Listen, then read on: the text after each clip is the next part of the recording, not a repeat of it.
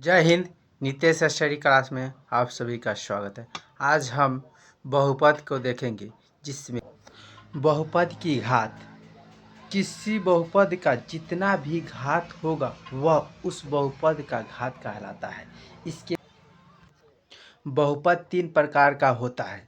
पहला होता है रैखिक बहुपद। ऐसा बहुपद जिसका घात एक हो उसे रैखिक बहुपद कहते हैं। जैसे 2x² + 3, इसका मानक रूप होता है ax + b होता है। इसमें x का गुणांक a होता है और अचर पद b होता है।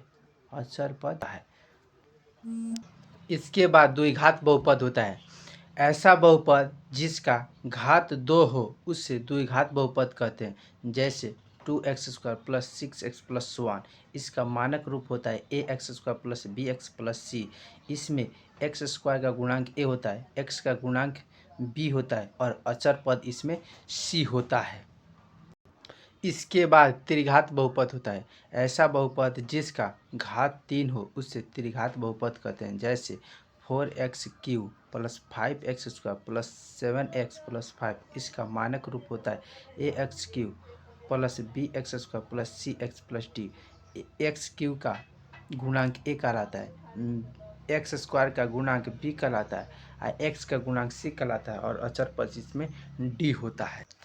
इसके बाद सूत्र देखेंगे। जब दो शून्यक एक साथ दिया हो तो उसमें शून्यकों का योग होता है -x का गुणांक बटा x² का गुणांक, या अल्फा प्लस बीटा। अल्फा एक शून्यक हो गया प्लस बीटा दूसरा शून्यक हो गया, दोनों का योग होगा -b/a होता है। शून्यकों का गुणनफल अचर पद बटा x² का गुणांक होता है, या अल्फा × बीटा = c/a होता है। इसके बाद जब तीन शून्यक एक साथ दिया गया हो तो उसमें शून्यकों का योग -b/a होता है, या alpha plus beta plus gamma बराबर -b/a। शून्यकों को एक साथ गुणा करके योग करने पर उसका होता है सूत्र c/a होता है। इसके बाद तीन शून्यकों का एक साथ गुणा करने पर होता है अल्फा × बीटा × गामा बराबर -d/a होता है।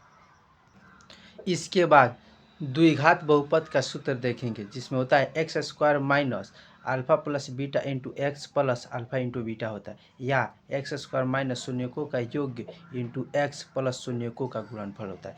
उसके बाद त्रिघात बहुपद का सूत्र होता है x³ - alpha plus beta plus gamma, इसको कहते हैं तीन शून्यकों का योग × x² प्लस दो शून्यकों का योग alpha × beta plus beta × gamma plus gamma × alpha × x होता है, माइनस तीन शून्यकों का गुणनफल या अल्फा × बीटा × गामा होता है। यही सूत्र होता है। इसके बाद नोट को देखेंगे, बहुत महत्वपूर्ण नोट है। जिस बहुपद का जितना भी घात होगा उसका उतना ही शून्यक होगा। जय हिंद।